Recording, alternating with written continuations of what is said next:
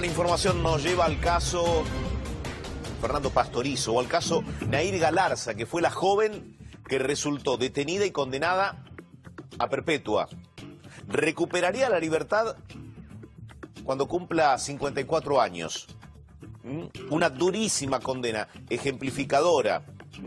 Pero, ¿qué está sucediendo por estas horas? Hay distintas reacciones de la comunidad, no solamente en la zona donde ocurrió este asesinato por el que fue condenada Nahir Galarza, sino también a nivel nacional. Se está convocando a una movilización para respaldar a la joven Nahir, que está detenida en un centro del cual te vamos a hablar en un ratito con Víctor Barone. ¿Cuáles son las condiciones en las que va a permanecer recluida por muchos años esta joven que, según la justicia, dio muerte a Fernando Pastorizo? La justicia fue contundente en cuanto a su veredicto para condenarla de esta manera. Una condena durísima. Te decía, convocan una marcha a favor de Nahir para respaldarla, y tiene que ver con lo que la propia defensa de la familia de Nahir había expuesto, y es que la joven era golpeada por la víctima, por Fernando Pastorizo. A ver, vamos a analizar esto. Juzgado de Garantías número 1, juez doctor Mario Figueroa, Buenos Aires, 14 de febrero de 2017. Yo, el licenciado Gabriel Cartañá, matrícula 32.810, designado en autos como perito psicólogo de parte en la causa Pastorizo Fernando Gabriel, homicidio, que se tramita ante este tribunal, es que me presento y digo: en vista de la pericia psicológica por la que fui convocado y a raíz de las entrevistas diagnósticas tomadas a Nahir Mariana Galarza, es que entrego el psicodiagnóstico encomendado. Y aquí el psicodiagnóstico, bueno, que tiene algunos puntos. El presente busca indagar aspectos de la conducta del sujeto evaluado, buscando los que, por su reiteración, frecuencia y tiempo de duración, se hayan establecidos como elementos constitutivos de su personalidad. La tarea pericial, y aquí especifica algo, la tarea pericial de un psicólogo en el ámbito forense no es bajo ningún concepto determinar la ocurrencia o no de los hechos que llevan al peritado a la situación judicial que lo embarga, salvo expreso y tácito pedido de vuestra señoría, quien requerirá algún lineamiento específico en este punto. El primer párrafo, los dos primeros párrafos de este psicodiagnóstico, y está justamente en el móvil Rafael Fernández con Cartañá. ¿Qué tal, Rafael? ¿Cómo estás? Buen día. ¿Cómo te va, Eduardo? Buen día. Ahí al lado mío está el licenciado Cartañá, que fue el profesional contratado por la familia de Nahir como perito psicológico de parte, y quién mejor que él para que nos comente qué análisis tiene a raíz de la última sentencia que propinó la justicia y qué coincidencias, Gabriel, si las hay o no, con el reporte que vos hiciste y con el fallo que finalmente salió. Digo, el material informativo del que vos fuiste el responsable, ¿tiene una condescendencia con el fallo final de la justicia por el momento? Tiene una relación directa, lo que no tiene es una causalidad. Es decir, el fallo no tiene, no está sostenido a partir de la pericia porque una simple razón. La pericia que yo realicé nunca fue presentada en el juicio. Entonces, no pudo haber influido ni a favor ni en contra en los jueces que determinaron la sentencia. Simplemente hay una coincidencia entre algunos resultados que yo llegué y algunas conclusiones a las que abrigó el tribunal. Por ejemplo, la ausencia de violencia de género en el vínculo. Igual, de todas formas, los argumentos completos de la sentencia los vamos a ver esta semana. Ahí hemos tenido pequeños extractos de los argumentos, pero calculo que irán para ese lado. Irán para el lado de dos cosas fundamentales, que es la no existencia de violencia de género, porque eso funcionaría en este caso como atenuante, y la sí existencia del vínculo entre Fernando y Nahir, que funcionaría como un agravante. Claro. ¿Qué tal, Gabriel? ¿Cómo estás? Eduardo Bataglia te saluda. Buen día. ¿Qué tal, Eduardo? ¿Cómo estás? Bien, mira, estábamos repasando este psicodiagnóstico, lógicamente firmado por vos, respaldado por tus conocimientos.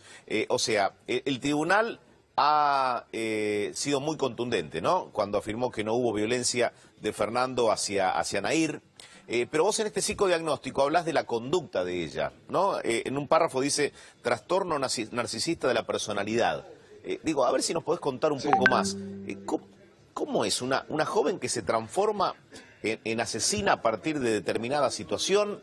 Digo, hay una conducta que puede ser alimentada con el correr de los años sin que esta persona perciba, ¿no? que hay una conducta violenta que puede estar naciendo.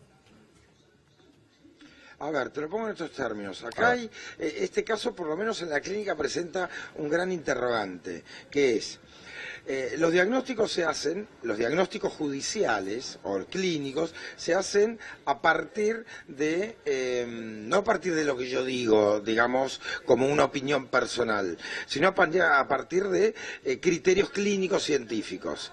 Quien determina, por ejemplo, un trastorno, hay dos manuales, para que la gente lo entienda. Sí. Uno es el CI-10 y otro es el DSM-4. Serían como los vademecum de las enfermedades mentales. Es donde están compilados. El DSM-4 tiene 379 trastornos. Ahí están todos. Si vos tenés alguna patología mental que está compilada dentro del DSM-4, ¿no es cierto?, puede ser diagnosticada clínicamente e inclusive jurídicamente. Si no está dentro de estos manuales, es como que no, sería algo así como si no estuviera aceptado clínicamente. Te voy a poner un ejemplo.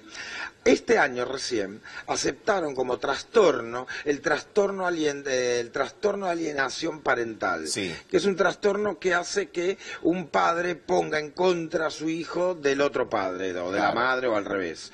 Hasta el año pasado, ese trastorno, que era un trastorno claramente clínico, como no estaba compilado en ninguno de estos manuales, en los juicios, ¿no es cierto?, de familia, no era tomado en cuenta como veraz. ¿Por qué? Porque no estaba compilado. Bien, el trastorno, volvamos al caso Nair, porque si no nos vamos de tema. El trastorno narcisista de la persona es un trastorno del eje 2, ¿no es cierto?, que dice el DSM-4 que se puede diagnosticar a partir de los 18 años. Ajá. ¿Por qué? Porque se entiende que hasta los 18 años no podemos diagnosticar un trastorno personal porque todavía no tenemos una personalidad definida. Ya, definida. Ahora, Gabriel, digo, para ir a preguntas muy puntuales, tu primer acercamiento, cuando la viste por primera vez a Nair, ¿qué sentiste? Sí. No, bueno, lo que primero y principal, vi a una chica que estaba detenida, vi a una chica que pensé que iba a estar más, inicialmente, te digo, ese primer golpe inicial, una chica que iba a estar mucho más angustiada de lo que la vi. Después entendí, cuando fui analizando, cuando fui viéndola en el primer o segundo encuentro, y más cuando me senté a analizar las pericias, me di cuenta por qué no estaba tan angustiada, porque ella tiene una dificultad muy seria para el contacto con las emociones. Entonces, la angustia no es una de las emociones que ella conozca muy bien. Sería algo así. Pero como si... en todo momento, perdona Gabriel, en todo momento ella, más allá de estas dificultades que vos estás contando, ella supo de la gravedad de lo que estaba cometiendo, supo que cometió un asesinato. Ella supo que cometió un asesinato, sin lugar a duda, era perfectamente consciente. Sí. Por eso es totalmente imputable. Lo primero que se evaluó en un juicio es la posibilidad de la inimputabilidad del procesado. En este caso quedó descartado de primero. Claro. ¿Por qué? Porque los elementos que la harían imputable no estaban. Ella no tiene una discapacidad mental, ella no tiene una demencia y ella no tiene una psicosis, que son las cosas, o en su defecto, que hubiese actuado con emoción violenta. Son las variables que podían haberla puesto en un lugar de inimputabilidad, que no hay elementos que lo indican, por lo tanto fue imputable. Y por lo tanto se sometió a juicio y fue condenada. ¿Y qué has observado, ahora, no solamente, perdona, en ella, sino en la conducta familiar? Porque hubo distintas instancias. Yo recuerdo un domingo que hablamos aquí, en A24, y vos marcabas momentos, ¿no? Desde cuando ella pedía un personal trainer y un ventilador para el lugar donde se encontraba detenida, hasta los encuentros y la forma en que dialogaba en el tribunal con sus padres. Digo, ¿qué análisis fuiste haciendo y haces hoy sobre ella y la familia? Bueno, a ver, el análisis que yo hago sobre ella y la familia tiene que ver exclusivamente con los encuentros que yo tuve con ella y con la familia, Sí. no con los trascendidos de los medios, porque, por ejemplo, viste que se dice que ella pidió un personal trainer, eso es completamente falso, Es ella falso. nunca lo pidió. Bien. Eso fue un trascendido, sí, eso no ocurre, no es que no se le mandó ni se le negó, nunca fue pedido y nunca estuvo dentro de las posibilidades, fue un trascendido, vaya uno a saber a través de quién. Sí es cierto, pero sí es cierto que había cierta cuestión de que uno parecía que no estaban entendiendo, no estaban terminando de comprender la gravedad de la situación. ¿Por qué? Porque, por ejemplo, sí sé que hace unos meses Nair estaba estudiando en la facultad y ella quería pedir un permiso al juzgado porque tenía que empezar, en abril empezaba de nuevo a cursar, empezar las clases, y ella quería pedir un permiso para ir a cursar. Entiendo que ella con 19 años puede entender que puede pedir y que se lo iban a dar. Ahora, la familia creía que esto iba a ser concedido. Pero también es cierto que puede ser en parte, porque tal vez a veces, estos para mí son errores a veces de los abogados, que a veces los abogados en su afán de querer sostener emocionalmente a la familia, a veces le dicen que hay cosas que son posibles que no lo son. O sea, le es que generan era casi cierta imposible. ilusión a partir de, a ver, sí, Exactamente. vamos a presentarlo como pedido porque hay ciertas chances de que te lo otorguen. En realidad se sabe que A ver, por una persona ejemplo, que esté imputada ellos por un pidieron- crimen no le van a dar ningún tipo de beneficio de este tipo, ¿no? Por lo menos no le iban a dar este beneficio en este momento, en este contexto, en este Eso. caso era claramente que no, como fue. Por ejemplo, desde el primer día que Nair estuvo detenida hasta prácticamente un mes atrás, creo que como 5 o 6 veces llegaron a pedir, ¿no es cierto?, el arresto domiciliario. Sí. Cosa que fue negado y cosa que era obvio que iba a ser negado, pero los abogados, no estoy hablando de los abogados actuales, los abogados actuales son otros, porque ellos hace cosa de 2 meses cambian de abogados, ellos tenían 2 abogados y pasaron a tener otros 2 distintos, Sí. pero los abogados anteriores son estos abogados que son muy buenos abogados, no estoy criticando su labor profesional, pero que se aferran a cuestiones técnicas, porque técnicamente, a Nair le correspondía, le podría haber correspondido el arresto domiciliario. Pero la justicia va más allá de lo técnico. Este era un caso muy público, este era un caso emblemático, y la realidad es que no iba a ocurrir, la realidad es que no iba a ocurrir como no ocurrió. Pero si me quedo con la parte técnica, ¿no es cierto?, de que para negarle el arresto domiciliario a una persona, se lo negás porque o puede entorpecer la investigación o se puede profugar, y la realidad es que no había ninguno de los 2 elementos, y era cierto que no había ninguno de los 2 elementos, la chica no hubiera podido profugarse a ningún lado, y no tenía ella elementos para entorpecer nada de la investigación, entonces durante el proceso del juicio se le podría haber otorgado la libertad, o el arresto domiciliario o la libertad condicional. Pero la realidad es que el caso era emblemático y no iba a ocurrir. Y los abogados deberían saber esto. Pero, lo voy a decir para que la gente lo entienda, le doran la píldora a una familia que es fácil dorarle la píldora, porque ellos se creen especiales, porque ellos creen que hay ciertas cuestiones que están por arriba o por encima del común denominador. Gabriel, digo, ¿hubo planificación en el hecho? Digo, ella quiso ocultar... No vi ningún elemento. No, una cosa es planificación y otra cosa es intento de ocultamiento. Cuidado, Eduardo. No, pero la digo, planificación... te preguntaba si hubo las dos cosas, es decir, en algún momento a ella se le pasó por la cabeza tomar un arma, darle muerte, matar a su pareja y después ocultar el hecho. Digo, las dos cosas. Pues sí, pero en este caso lo que yo opino, y es mi opinión, Sí. obviamente, es que no hubo lo primero, pero sí hubo lo segundo. Sí, lo segundo, es decir, correcto. ella no planifica, lo segundo es intentar de que no descubran que fue ella. ¿No es cierto? En una costa, con un método muy pueril, un método muy ineficaz. Es decir, ella, a partir de irse caminando y no decirle a nadie, acostarse a dormir, creer que esto, nadie se iba a dar cuenta que fue ella. Imagínate que se sostuvo esto unas horas nada más. Sin duda. Pero no hubo planificación, pero sí un intento es decir, ella no se queda ahí a recibir, ella no va de ahí a la comisaría a decir, bueno, yo maté a una persona persona, como pasa muchas veces. Hay muchos crímenes que la persona comete el crimen e inmediatamente se autoentrega. Bueno, este no fue el caso. Hubo Ahora, un intento de... Gabriel, digo, tengo entendido que una vez que se conoció el veredicto, que el tribunal hizo conocida la condena, el abogado fue el que le termina dando la noticia porque Nahir no estaba en el lugar. Digo, ¿qué pasa en la mente de una adolescente de 19 años que sabe que fue condenada a perpetua, que va a recuperar la libertad recién más allá de los 50 años? Digo, ¿cómo son estas horas?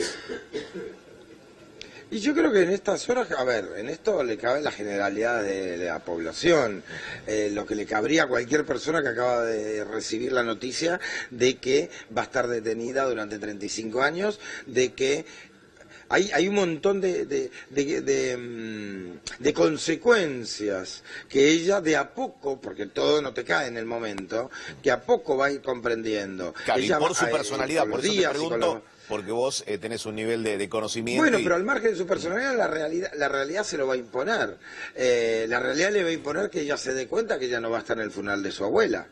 La realidad le va a imponer que ella tiene un gran afecto, un gran cariño por su hermano con discapacidad y no va a poder cuidarlo cuando los padres no estén, ¿no es cierto? La realidad le demuestra que ella podrá estudiar, si Dios quiere, una profesión, pero casi no va a poder ejercerla.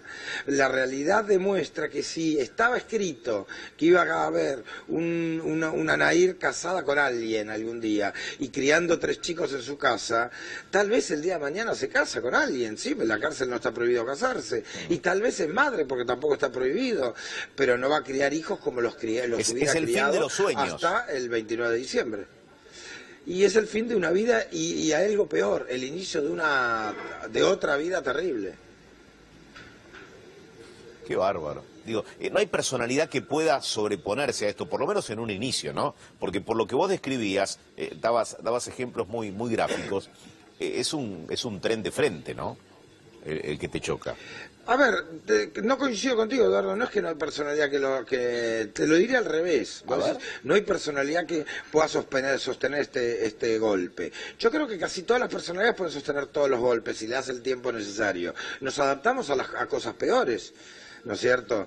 En este caso esta chica va a estar detenida, pero va a estar detenida por una causa justa, va a estar detenida cuidada, va a estar detenida en una prisión. Es decir, hay gente que tiene que sobreponerse a situaciones mucho más traumáticas que esta, ¿no es cierto? Yo conocí el año pasado, hace unos meses me vino a ver la mamá, perdón, no me acuerdo ahora el nombre, no sé si ustedes lo recordarán, fue el año pasado un caso muy emblemático, una chica que fue secuestrada y mantenida en cautiverio 6 días y violada reiteradamente hasta que al final la mataron y encontraron a 200 metros, que fue un albañil, no me acuerdo el nombre. Ajá. Bueno, esta señora tiene que seguir viviendo el resto de su vida sin tener a su hija, su único familiar, y saber cómo pasó los últimos 6 días de su vida esta chica, ¿no es cierto? Eso no sé es duro. Qué es peor, digamos, en equivalencia, si es que podemos hacer eso, es realmente duro y difícil de sobrellevar. Eso sí es una durísima condena irreparable, diría yo, ¿no? Exactamente, tal cual. Sí, ahí es donde lo plantea. Permitime, Eduardo, que haga una pequeña aclaración. Dale. Porque ha generado en algunos medios alguna pequeña controversia y yo creo que tiene más que ver con desconocimiento que con mala intención. A ver. Me han preguntado en las redes si el revelar el contenido de la pericia no está rompiendo con el secreto profesional. Y permíteme que aclare, para los que a algunos ya se los he aclarado, que Nahir no fue mi paciente, Nahir fue mi peritada. Bien. Y en tal, peritada en el contexto de un juicio forense, un ámbito forense, claro. En lo cual a mí lo que me embargaba el secreto profesional mientras durara el juicio, es decir, mientras durara el juicio yo no podía relevar lo que la pericia decía, porque ese relevamiento podía influir de alguna manera si mis comentarios llegaban a oído de los jueces. El juicio ya terminó, otros me han preguntado, bueno, pero no hay sentencia firme, esto tiene que ser revisado por casación, sí, pero las revisaciones en los tribunales de alzada, los jueces que revisan solo lo que está en el expediente. Los jueces no se ponen a ver los noticieros, ellos revisan si lo que ocurrió en primera instancia procesalmente fue correcto, y si fue correcto no tocan nada y alteran si hay algo dentro del expediente incorrecto. Mi actuación, como el peritaje no fue presentado en el expediente, precisamente porque los resultados de mi peritaje no acompañaban la estrategia de la defensa, cuando el Tribunal de Casación tenga que revisarlo no lo va a leer, entonces lo que yo diga o deje de decir no va a influir. Por lo tanto, yo en estos momentos no tengo un secreto profesional al cual deba abocarme. Está Cecilia que quiere hacerte una pregunta. A ver, Ceci, dale. Gabriel Cartaña, acerca de lo que le espera a Nahir. Y nosotros seguimos el caso de Matías Bañato, que le asesinaron a toda la familia y tiene que estar año tras año persiguiendo a la justicia para que no liberen al asesino de toda su familia. ¿Por qué damos por sentado que esto no va a pasar con Nahir? Como que ella sí va a tener asegurada toda su condena de manera implacable. Yo creo que cuando te referís, Cecilia, que lo que no va a pasar es que la familia Pastorizo va a tener que estar visitando tribunales una y otra vez para sostener la condena. Primero, porque a Matías lo condenan con el código anterior. Entonces el código anterior te daba 25 años. Al asesino de la familia de Matías Bañato. Matías Bañato es la víctima. Claro, perdón, disculpe, perdón el error. Al asesino de Matías Bañato, de la familia Matías Bañato. Le dieron 25, en el sistema anterior con 17, con 2/3 partes y buena conducta podés salir en salidas transitorias y con libertad condicional.